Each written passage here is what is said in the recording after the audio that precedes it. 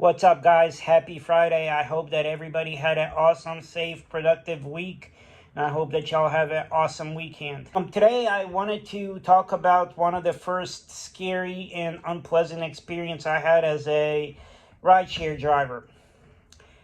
So, as many of y'all know, I've been doing this almost 5 years now with combined over 16,000 rides. And this is by far one of the worst rides that I have ever had. At this point, I was probably driving maybe a year, few months, and of all days that it happened on, it happened to be Christmas Day. I get called to pick up this young female from a very, very, very wealthy part of town. And I don't think anything of it. When I get there, I see that it's a round trip, and she's going down to one of the worst parts of our city, probably maybe 35 miles away from her house. And it's not my job to question, hey, why are you going over here, what's going on? But anyway, and I saw that it was a return trip back to her place, or to her parents' place, I think. So we start the ride, and she's sitting on the passenger side rear seat, super friendly, talking, and nothing looks out of place. She tells me, she was at her friend's house last night and she forgot her wallet there, and so she's just going to go run in and get it. And, at this point, I'm not thinking anything of it. I'm still naive to everything. Just happy that I got a decent trip, around that kind of mile trip is fairly decent pay for us drivers.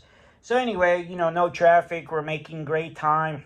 We get there, so she tells me where to park. I park there. She runs in, and 5-6 minutes later, she comes back out, and she changes where she was sitting from. Instead of sitting behind the passenger seat, she goes and sits behind me, the driver, in the back of my car. And, I don't think anything of it, whatever. So we start driving, and I hear her,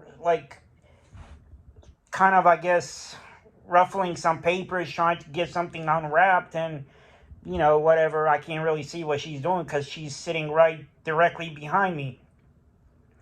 So all of a sudden, she, I guess, pretends to drop her cell phone on the floor, and I hear it, and she's like, "Oh, let me get my cell phone." I was like, "Oh, okay." So apparently at that point, that paper that she was messing with, apparently she bought some cocaine from somebody. And, I'm still, I don't know what's going on. I'm finding all of this out later. So she apparently, when she goes to pick up her phone, takes a hit of this, whatever substance is. Later I was told it was cocaine. Well, probably 15 minutes into that, we're going down the road. We're still about 30 minutes from her house. I turned around to look, because all of a sudden, she stopped kind of talking, and, she wasn't as talkative as when we were going down there. So she kind of stopped talking, and, I had the radio going, listening. I think it was like Christmas music or whatever.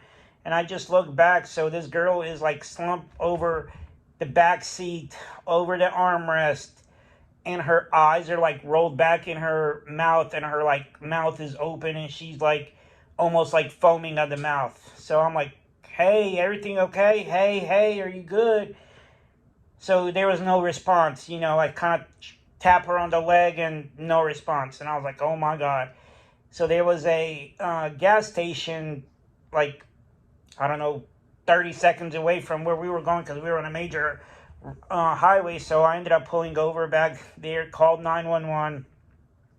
911 gets there.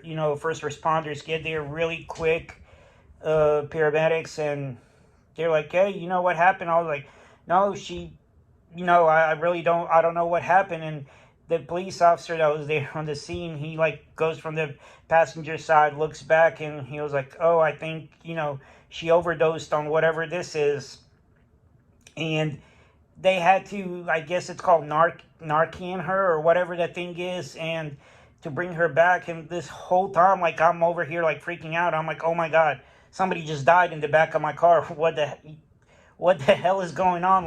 I'm pale white, I'm shaking, and they, saved her. She was okay, I guess. You know, I never found out later what happened, but they got her into the ambulance, and the fire chief comes to me. He's like, hey, everything, are you okay? You need to be checked out?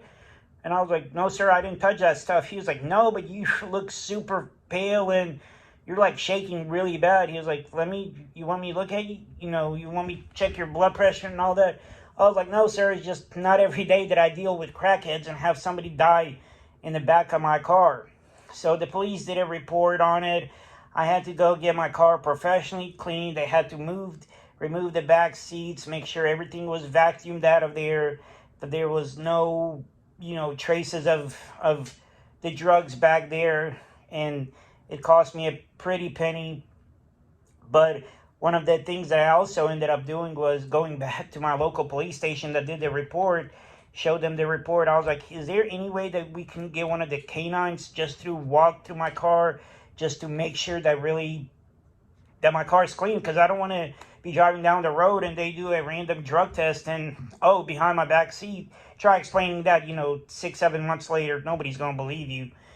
So they walked with the dog through the car and everything turned out to be good. And from what I know at that time, when they took her in the ambulance, she was going to be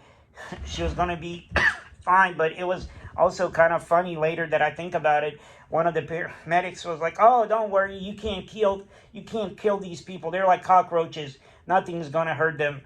And I'm like, oh my God, these people are so like numb to it by now, because they probably see, you know, hundreds of these cases.